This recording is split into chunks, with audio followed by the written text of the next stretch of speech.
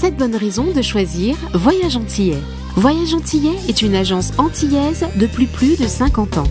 Voyage Antillais vous réserve un accueil chaleureux, une qualité de service, un accompagnement soigné, toujours avec le sourire. Voyage Antillais vous propose les meilleurs prix. Avec Voyage Antillais, vous bénéficiez de facilités de paiement. Votre deuxième bagage est offert. Voyage Antillais, c'est 2 agences en Île-de-France qui relient les Antilles à Paris. Voyage Antillais, nous là pour faire voyager. Guadeloupe, actualité. Ouais, on commence à regarder ça, mais après, fermer ça, du tout. J'ai regardé seulement les résultats sur les réseaux sociaux. En partie quand même, parce que c'était un peu tard. Non, je n'ai pas suivi, mais j'ai entendu le résultat ce matin. Donald Trump, il est président, très bien pour nous. Je préfère lui que l'autre. Donc oui, on a dit même qu'il a un peu changé.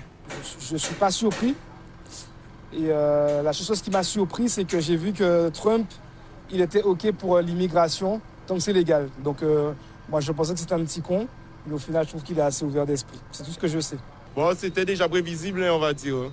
Je pense que c'est un résultat très attendu, vu que en fait, les 4 ans qui ont été passés dans les États-Unis n'étaient pas bons, côté économique, côté politique. Bon, comme c'est les Américains, alors, ils savent qu'est-ce qu'ils font? Je préfère ne pas me prononcer. J'ai pas trop compris, mais il y avait de l'argent qui parlait un peu. Donc, c'était prévisible. Tout le monde a compris pour Pochayo. Tout le monde là, il a fait tout bien. Mais les voix là, vous avez mais la foutée d'air, ouais. Même ici aussi, c'est même bien. Tu sais jamais, tout pour moi. On n'est pas le choix, c'est déjà décidé. On va regarder, on va observer qu'est-ce qu'il doit faire là. Tout est une question de scénario. Et dans la soirée, les sapeurs-pompiers du SDIS sont intervenus pour un incendie au Cabana Beach à Port-Louis. La cuisine du bar de plage est partie en fumée. Selon le gérant Nicolas Sémar, il s'agit d'un acte criminel perpétré par une personne déjà identifiée. L'individu s'en serait déjà pris aux salariés du Cabana à plusieurs reprises, y compris un peu avant le feu. Un homme qui serait téléguidé par la municipalité de Port-Louis, qui depuis plusieurs années est en conflit direct avec la direction du Cabana. Des plaintes ont été déposées, mais les gendarmes se disent impuissants. Regardez.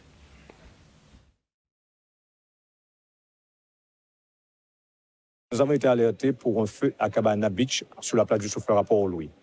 À notre arrivée sur place, nous avons constaté que c'était la partie cuisine qui était complètement embrasée sur une surface de 150 mètres carrés environ. Nous avons procédé dans un premier temps la mise en place d'une LDV500, c'est-à-dire une lance débit variable de 500 litres minute. Et dans un deuxième temps, pour pouvoir protéger le matériel nautique qui était juste à côté, nous avons mis une seconde LDV500. Et sur une durée de 35-40 minutes, on est venu à bout. On a circonscrit le feu. Il n'y avait plus de risque de propagation. Les forces de l'ordre sont arrivées. Nous avons finalisé l'extinction tranquillement en vérifiant dans les décombres s'il n'y a pas de victimes. Nous n'avons pas trouvé de victimes. Le propriétaire sur place et voilà. Nous déjà savons que nous pas ni de l'eau en Guadeloupe, nous pas ni l'hôpital en Guadeloupe, nous pas ni route en Guadeloupe, mais allez là nous pas ni gendarme en Guadeloupe. Parce que jod là sont incendie criminel, ni un monde qui vient en énième fois agresser personnel en moins. Ces gendarmes là étaient au courant, ils étaient prévenus, ils viennent, ils dit ils peut pas faire rien. Eh bien aujourd'hui, c'est en continuité à tout harcèlement là que nous avons subi là. C'est en continuité, d'accord? Là on voit ni des gens qui ont responsabilité qui fait comprendre que embauche à des gens pas qu'à voir rien, eh bien derrière les petits bouts qui ont la rue là, qui ont manipulé, qui ont pris tête à eux, et bien pour eux, effectivement, emploi que nous avons créé pas rien. Alors en Guadeloupe, nous avons rendu compte que les forces de l'ordre réagissent très rapidement dans certains cas, et dans d'autres cas, c'est très laxiste. J'en ai ras-le-bol parce que ce même individu, quand il est du coup sous-produit, parce que j'imagine qu'il était sous-produit, qu'est-ce qu'il dit? Qui l'envoie? C'est la mairie qui l'envoie. C'est la mairie qui l'envoie.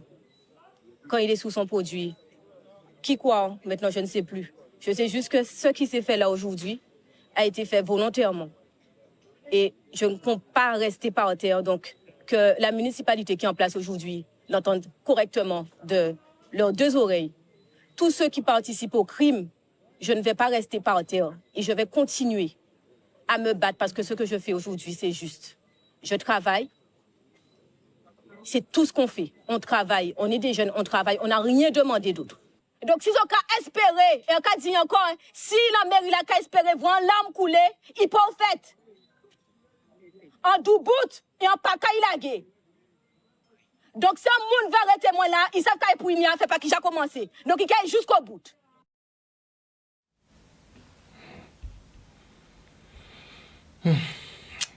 Et à l'occasion de la semaine de sensibilisation à l'infertilité masculine, la Ligue de football organisait une conférence débat au programme des échanges autour des troubles de l'érection, l'impact des ondes électromagnétiques, l'importance du sommeil ou encore l'utilisation de stéroïdes anabolisants chez les sportifs. 15 à 20% des couples en Guadeloupe connaissent une situation d'infertilité, ce qui peut avoir un impact psychologique lourd avec des sentiments de culpabilité, d'anxiété, voire des dépressions. Difficile de parler de ce tabou qui touche à la virilité. Ce pourquoi il est toujours bon de crever les abcès. Regardez. Il touche 15 à 20% des couples. Et chez l'homme, c'est 60% des cas d'infertilité. L'homme est concerné.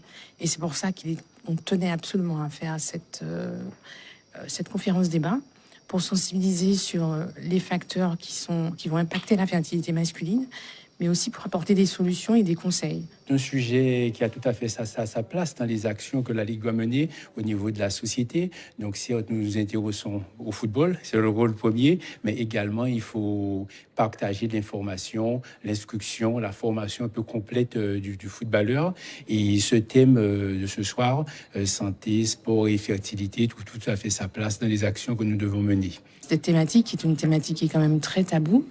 Et pourtant, il faut vraiment que les gens soient conseillés pour pouvoir protéger leur fertilité. Alors, comme vous le disiez tout à l'heure, notamment des traumatismes sportifs qui peuvent toucher les testicules, il y a des choses à faire et on a des conseils à prodiguer pour que les personnes puissent protéger leur fertilité. Lorsqu'on parle d'infertilité, on pense surtout à la femme, mais également ça va concerner l'homme, parce que nous sommes deux dans le couple. Donc la faute ne doit pas tout être rejetée sur la femme, mais l'homme aussi peut être responsable. Donc si vous me donnez l'exemple du coup de ballon, on pense effectivement en tant que footballeur un traumatisme au niveau des parties génitales, mais quand on lit au niveau de la littérature, les causes peuvent être multifactorielles, et notamment notre mode de vie, notre hygiène alimentaire, avec tous les perturbateurs endocriniens que nous retrouvons dans notre alimentation actuellement, peuvent être source d'infertilité. On sait aujourd'hui que, par exemple, la sédentarité, la consommation de tabac, la consommation de cannabis, les alimentations riches en produits industriels qui sont pourvoyeurs de perturbateurs endocriniens peuvent impacter la fertilité. Donc, ces conseils-là, ce sont des conseils basiques, mais c'est des conseils, en tout cas, qui permettent aux gens de pouvoir eux-mêmes être déjà acteurs de leur fertilité. Après, bien sûr, il y a des causes médicales. Et là, en fait, dans les conseils qu'on donne, c'est surtout de dire aux gens de venir consulter un spécialiste de la fertilité dès qu'ils constatent qu'il n'y a pas de bébé qui arrive alors qu'ils ont des rapports sexuels non protégés pendant 1 an et de façon régulière. Et maintenant, on parle périnatalité. Et à cet effet, je reçois Alison Caron, qui est kinésithérapeute spécialisée en périnatalité et fondatrice du site internet jardindenaissance.com. Elle est en compagnie de Floriane Garrier-Révis, qui est aussi kinésithérapeute spécialisée en périnatalité. Bonsoir à vous. Bonsoir. Alors, on va parler dans un premier temps, puisque vous organisez une journée effectivement porte ouverte pour découvrir un peu vos activités. Ce sera aux Galeries de Wellbourg le 16 novembre prochain. Mais avant cela, j'aimerais qu'on parle de la kinésithérapie spécialisée en périnatalité. Qu'est-ce que c'est? À quoi ça sert concrètement? Alors le but, c'est d'avoir un accompagnement physique pour les femmes pendant leur pré-accouchement et après leur accouchement. Et on est 4 kinés à organiser du coup cette journée événement à Jarry où on va s'alterner sur différents ateliers. On a un atelier prépartum avec Floriane qui va débuter. Et après, il y aura Céline Marais qui va faire un atelier sur la rééducation abdominale. Il va y avoir Lélé kiné qui fait un atelier sur la conscience périnéale et moi qui fais un atelier massage bébé. Alors, on va en revenir plus en détail sur le programme, mais vraiment la différence entre la kinésithérapie de base et la kinésithérapie spécialisée en périnatalité. Alors, je dirais que c'est vraiment une spécificité à part dans la mesure où, dans notre cursus en tant que kiné, on a une approche globale du corps et on va au fur et à mesure, on tend vers ça dans notre profession, se spécialiser kiné du sport, rééducation du périnée, etc., etc. Donc nous, avec Alissane, Céline et Lélé, on a choisi de se spécialiser sur la rééducation périnale, mais là, avec la spécificité de la périnatalité. Donc on a vraiment, dans ce temps de la vie, on a des particularités dans la prise en charge de la femme enceinte, mais aussi en postpartum. Puisqu'elles ont ces évolutions physiques. Tout à fait, les modifications posturales qui vont induire potentiellement des douleurs, des tensions dans le ventre, dans la sciatique, au niveau du dos, etc. Donc c'est des choses, il faut vraiment avoir cette approche en étant spécialisé pour être apte à s'occuper du mieux possible des femmes enceintes. On prend connaissance que quand on est, plus on prend les choses à bras le corps le plus tôt possible, par exemple pendant sa grossesse, plus le postpartum se déroule mieux et plus la ménopause plus tard se déroulera encore mieux. Qu'est-ce qu'on entend par postpartum? Parce que les hommes peuvent entendre beaucoup parler de ça, mais pas forcément savoir ce que c'est. La période postpartum, c'est juste après la naissance d'un enfant. La femme, elle subit beaucoup de chamboulements, que ce soit au niveau hormonal, que ce soit au niveau physique, émotionnel, parce qu'il y a l'arrivée d'un enfant. Et donc du coup, ça demande de remettre les cartes à zéro. Et donc du coup, il faut s'adapter et à la fois physiquement et émotionnellement à cette période. Et c'est très important de soutenir les femmes pendant cette période. Et c'est un soutien quotidien, on imagine, même permanent. C'est ça. En fait, c'est vraiment... maintenant, on parle de plus en plus de dépression postpartum. Vraiment, les femmes, si elles ne sont pas soutenues, il y a un gros risque de dépression postpartum. On dit que même les pères aussi peuvent déprimer. Exactement, parce qu'en fait, il subit les mêmes chamboulements au final. Même s'il n'a pas le côté hormonal, lui, mais il va avoir quand même des chamboulements. Sa vie, elle va être complètement modifiée. Et donc, ça a vraiment un impact. C'est pour ça que moi, notamment, on a créé avec ma sœur Jardin de naissance pour essayer vraiment d'accompagner ces femmes pendant toute leur maternité, en fait, pour les aider à la fois émotionnellement, physiquement, parce que ma sœur, elle est sage-femme et conseillère en lactation. Donc, vraiment, même l'allaitement, c'est quelque chose qui est compliqué des fois à mettre en place. On peut en parler même d'un point de vue personnel. C'est toujours compliqué. Nous, on est maman moi de 3 enfants et Floriane de 2. Et en fait, c'est des choses qui sont difficiles. On pense que c'est naturel, que ça se passera sans aucun problème, mais pas toujours. Voilà. Effectivement. Et donc, du coup, on veut créer ce soutien et cette aide pour les femmes pendant cette période de leur vie. Je pense qu'il y a un peu cette notion à notre échelle, de faire un peu notre part auprès des femmes. C'est ça. Et d'ailleurs, pour la petite info, chacune dans notre postpartum, on s'est aidé, que ce soit avec moi par exemple Céline Marek en prépartum, Lélé qui m'a aidé à travailler sur Jardin de naissance, Floriane qui m'a suivi pour de la fitness postnatale, parce que moi ma dernière fille elle a 7 mois, donc je suis en plein postpartum effectivement.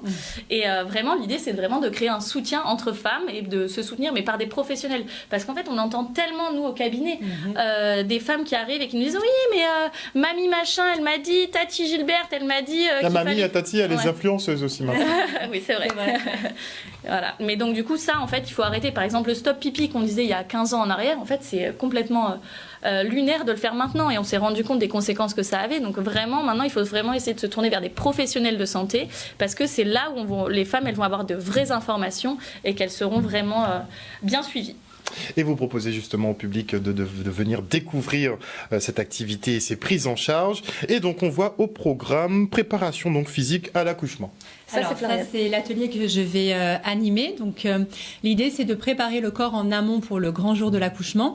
Et pour Mais est-ce que le corps ne se prépare pas tout seul? Alors, on va lui donner un petit coup de pouce, notamment si on va avoir des blocages, des tensions à différents endroits. L'idée, vraiment, c'est de dire, on va remettre du mouvement, de la mobilité, faire en sorte que toutes ces zones soient bien détendues, étirées et prêtes au grand jour de l'accouchement. Voilà, donc ça, c'est ma partie en tant que kiné. Moi, c'est la partie mécanique. Le mouvement, c'est notre part en tant que kiné. Et donc, je serais très heureuse d'accueillir des femmes enceintes pour cet atelier. Après, il y a la rééducation abdominale. Voilà, donc ça, c'est Céline Marette qui va animer cet atelier. Donc, la rééducation abdominale, c'est souvent la partie qui passe un peu aux oubliettes quand on vient d'accoucher. On fait souvent la rééducation du périnée et on oublie les abdos, alors que c'est tout aussi important. On sait aujourd'hui la santé féminine, la santé même globale, ça passe par une sangle abdominale qui fonctionne bien, en synergie avec les muscles du dos, avec le périnée. Donc c'est tout un ensemble. C'est pas juste pour une question esthétique. Alors, il y a le côté esthétique, mais c'est pas le premier. En sachant que je sais que les femmes, elles ont à cœur de retrouver un corps musclé et svelte assez rapidement, mais chaque femme est belle comme elle est, et puis il ne faut pas oublier qu'on a mis 9 mois à faire un enfant et qu'il faut un temps normal, physiologique avant de récupérer. Voilà. Ensuite, ce sont les massages pour enfants. Oui, ça c'est ma partie du coup, et ça c'est vraiment pour essayer de créer un lien, avoir, réamener le toucher, un toucher bienveillant qu'on peut avoir dans notre quotidien avec notre enfant, et à l'occasion de ce toucher bienveillant, on va pouvoir aussi travailler sur des tensions musculaires qu'on peut avoir, par exemple dans les pathologies comme le nez bouché, comme le nez qui coule, les douleurs dentaires. En fait, je vais donner plein de petits trucs et astuces, que ce soit de la réflexo, du massage, aux parents pour essayer de soulager le quotidien avec les enfants, et en même temps en fait d'avoir un toucher bienveillant pour renforcer le lien. Mais ça marche pour les enfants, mais ça peut marcher aussi avec le partenaire. Parce que toucher bienveillant, on sait faire attention à bébé, on sait que bébé est fragile, mais parfois on peut le voir un petit peu aussi comme une poupée de porcelaine, peut-être plus fragile que ceux qui ne sont, et ne pas vouloir les triturer un peu trop, quoi. C'est pour ça qu'on va en parler lors de l'atelier. Très bien. Et nous avons aussi, donc ça m'intriguait, la conscience périnéale. Alors ça, c'est Lélé. Lélé, elle est spécialisée, elle travaille au centre Bayola, et elle est aussi spécialisée dans l'endométriose. Et en fait, Lélé, elle nous a fait un petit programme de conscience périnéale. Donc elle va parler de l'anatomie, parce que le savoir, c'est le pouvoir. Donc si on sait comment ça se passe dans notre corps, en fait, c'est comme ça qu'on démarre pour bien le comprendre et mieux l'appréhender et mieux le renforcer. Donc elle nous parle un peu d'anatomie. Après, elle nous parle aussi des fonctions du périnée, parce que en fait, on va parler de la fonction urinaire, mais il va y avoir aussi une fonction sexuelle, il va y avoir une fonction de soutien, de maintien du corps. En fait, ça a beaucoup de choses et ça a beaucoup d'impact. Parce que si on a un périnée qui n'est pas fonctionnel, c'est comme si on a un cube qui est mal fermé en bas. En fait, le cube, il ne tient pas. Vous voyez ces petites choses en papier? Mais en fait, si la base ne fonctionne pas, le reste ne peut pas tenir. Là, c'est pareil. Si notre périnée ne fonctionne pas, le reste du corps ne peut pas tenir. Le rendez-vous est donc donné le 16 novembre prochain. Ce sera où? Aux Galeries de Wedbourg à Jarry, du coup. Et attention, c'est sur inscription. C'est sur inscription, vous allez sur le site Jardin de Naissance, parce qu'on a besoin de savoir combien on est pour pouvoir mieux s'organiser. Et ce sera même en streaming, on va filmer les ateliers, on les remettra en streaming sur jardindenaissance.com. Vous invitez surtout les femmes enceintes, qui sont déjà effectivement enceintes. Et en postpartum aussi. Et en postpartum. Post-accouchement. Comme ça, elles pourront bénéficier d'un maximum de conseils. Sinon, le site internet est disponible. Oui, jardindenaissance.com. Merci beaucoup, en tout cas, à vous deux d'être venus sur ce plateau nous présenter donc cette journée d'ateliers pré- et post-nataux qui se tiendront aux Galeries de Welbourg à Jarry le 16 novembre prochain. Merci encore. Merci à vous. Et maintenant, on parle du pôle addiction de promotion santé Acheter à Gouade qui sensibilise sur la consommation de tabac. Regardez. Aujourd'hui, on s'est associé en fait à l'association Acheter à Gouade qui organise une fois par mois une marche en famille, bouger en famille. Donc du coup, on s'est associé pour le mois de novembre puisqu'on est rentré dans la campagne de Mois sans tabac le mois de novembre. Et donc, l'idée est de proposer un stand avec les partenaires qui sont autour de nous. Donc, il y a le XAPA, le Centre de soins d'accompagnement et de prévention des addictions. Il y a des animations ludiques autour des compétences psychosociales, avec une animation, des jeux, info, intox, voilà, tout ça pour parler du tabac.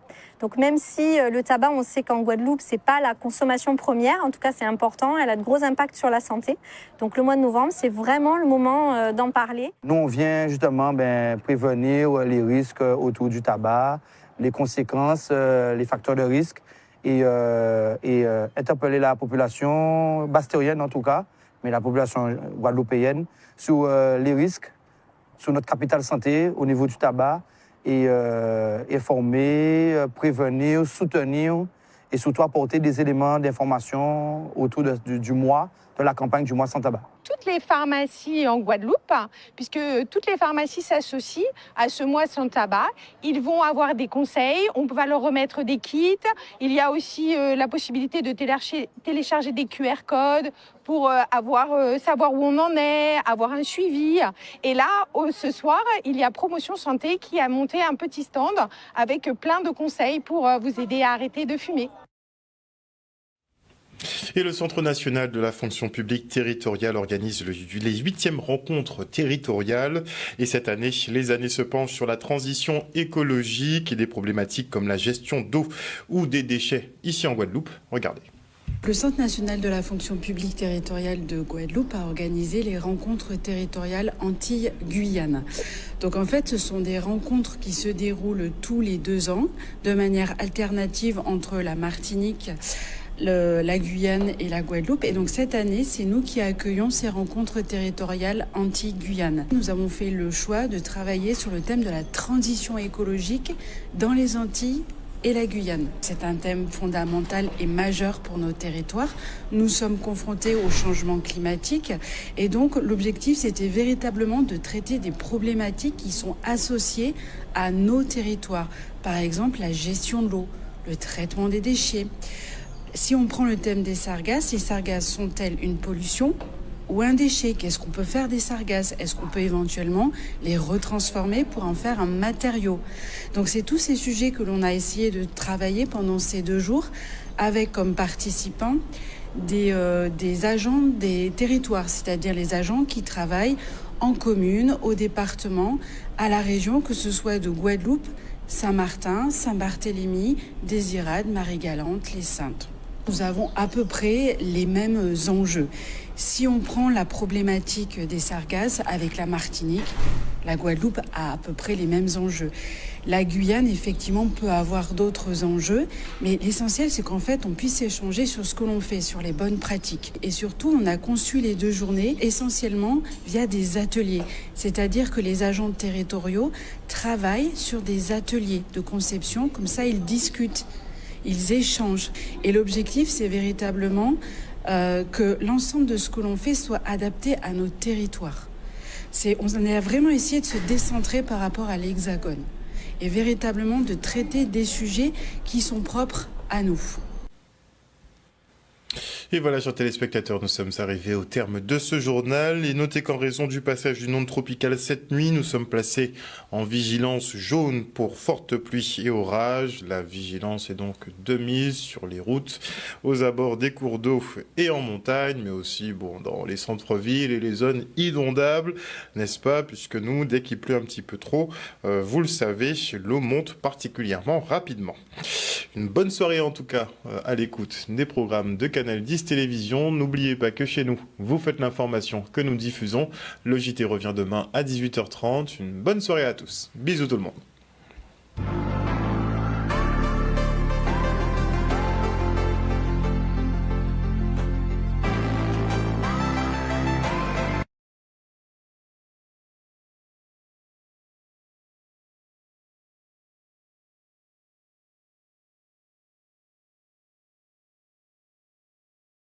Outremernews.fr, le site de l'actualité Outre-mer, 24 heures sur 24 et 7 jours sur 7.